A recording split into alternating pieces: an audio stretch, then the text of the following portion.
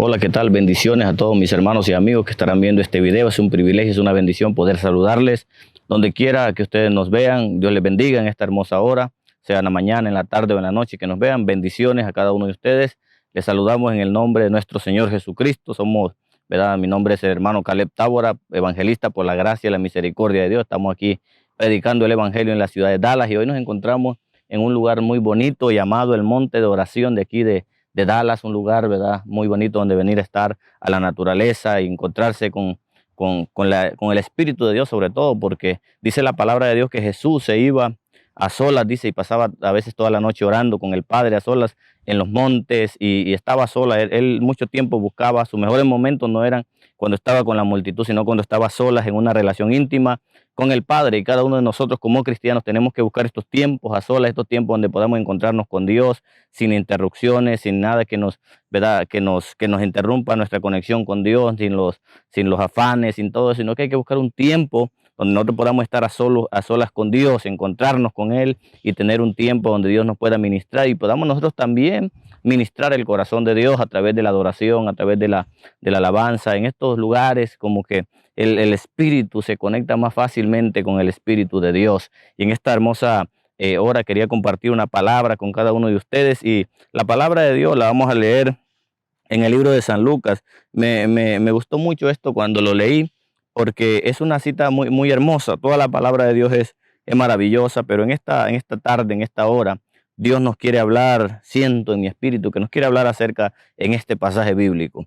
Dice la palabra de Dios en el libro de San Lucas, capítulo 4, versículo 31 en delante. Dice así, y prestemos mucha atención a la palabra de Dios porque eso es muy importante. Dice, descendió Jesús a Capernaum, ciudad de Galilea, y les enseñaba en los días de reposo, y se admiraban de su doctrina, porque su palabra era con autoridad.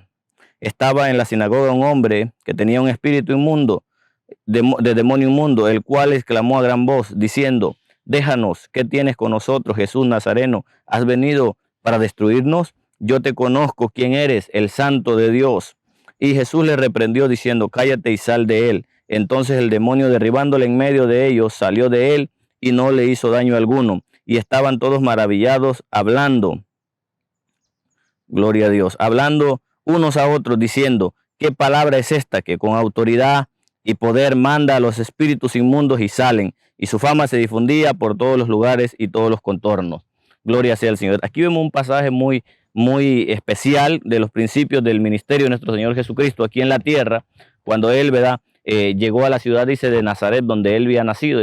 Estando ahí, Él, ¿verdad?, vino a una sinagoga, gloria sea al Señor, o más bien a Capernaum. Entró Él a Capernaum y entró a una sinagoga y estaba, dice la palabra de Dios, la gente se quedaba maravillada cuando Él enseñaba, cuando Él hablaba, porque dice el libro de Marcos, su doctrina, o qué doctrina es esta, se preguntaban unos a otros. Dice que con autoridad manda y los espíritus inmundos le obedecen. Jesús estaba haciendo algo que los escribas no hacían, que los religiosos de aquel tiempo no hacían y no tenían. Era que hablaba con autoridad y poder, dice, y los espíritus inmundos salen. Entonces la gente estaba maravillada de esa nueva doctrina, esa nueva manera de enseñar o exponer la palabra de Dios, porque los escribas leían y los maestros de aquel tiempo leían la Biblia igual que Jesús.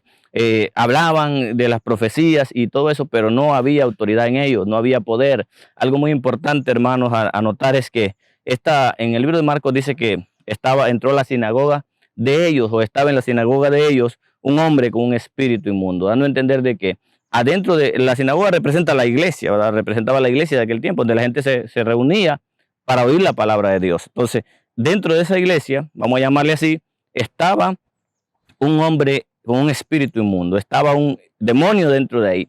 Cuando no hay autoridad en el cristiano, cuando no hay autoridad en la iglesia, cuando una iglesia no tiene y no cree en el poder de Dios, los demonios están en medio de ellos, se ríen de ellos porque no hay poder, no hay autoridad. Pero cuando un cristiano, cuando una iglesia conoce su autoridad, conoce el poder que Dios le ha dado, los espíritus inmundos salen. Y esto es muy importante porque dice la palabra de Dios que el evangelio es poder de Dios para salvación. El apóstol Pablo decía, no me avergüenzo del evangelio porque es poder de Dios para salvación. dando a entender que el evangelio no es una religión más, el evangelio no es, ¿verdad?, lo inventado por un hombre sabio o que si de repente inventó algo. No, el evangelio es la buena noticia de salvación, pero con poder, con autoridad. Y esto es lo que asombraba a la gente, porque Jesús no predicaba como los demás religiosos, sino que Jesús predicaba con poder y con autoridad. Habían señales, habían prodigios que acompañaban lo que él decía, y dice que él mandaba y los espíritus salían,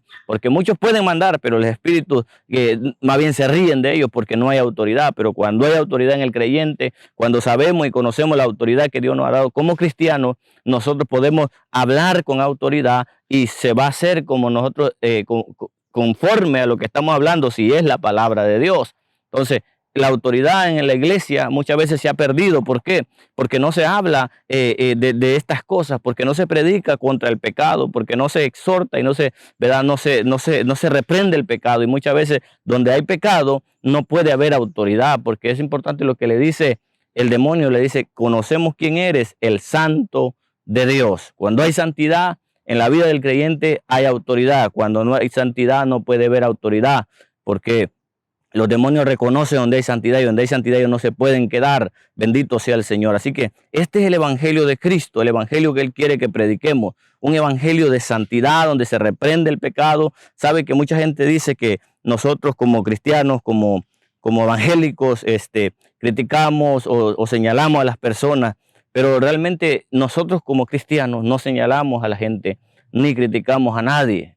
Bueno, yo lo digo por mí, yo no voy a opinar por alguien más, pero en la iglesia cristiana no, lo que pasa es que la que condena el pecado es la palabra de Dios. Dios desde el principio, desde Génesis hasta Apocalipsis, condena el pecado de los hombres.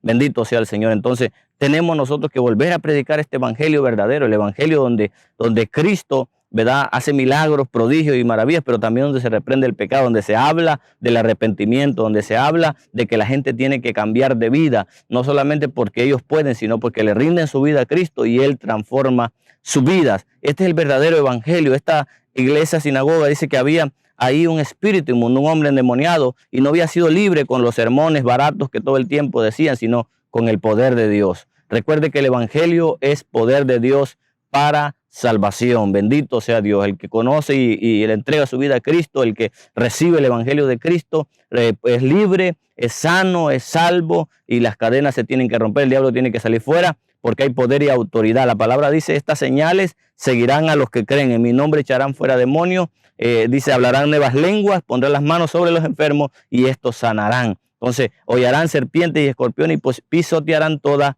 fuerza del mal. Ese es el evangelio de Jesucristo. No es un evangelio aburrido, no es un evangelio donde la gente presta más atención a la forma como se visten o como son, que a lo que Cristo hizo en la cruz del Calvario. Así que hay que predicar el verdadero evangelio, hay que motivarnos y hay que levantarnos nuevamente a predicar el evangelio, no una religión más, no a tratar de imponernos religiones de hombres, sino el poder de Dios, la palabra de Dios. Y cuando se predique la palabra, la gloria de Dios se va a manifestar. Bendito sea Dios. No son métodos. Hoy vemos que hay escuela para todo. Hoy vemos que hay escuela de profetas, dice, y muchas veces, pero no hay escuela para santidad, no hay escuela donde le enseñe a la gente a cambiar, a verdaderamente seguir a Jesucristo. Hoy vemos los maestros de esas escuelas son gente que anda, ¿verdad?, anda más mal, y yo no sé, pero yo creo que tenemos que nosotros como cristianos despertar, y tenemos que nosotros como cristianos volver a la palabra verdaderamente y dejarnos de tanta tontería y buscar verdaderamente el rostro de Dios. Solamente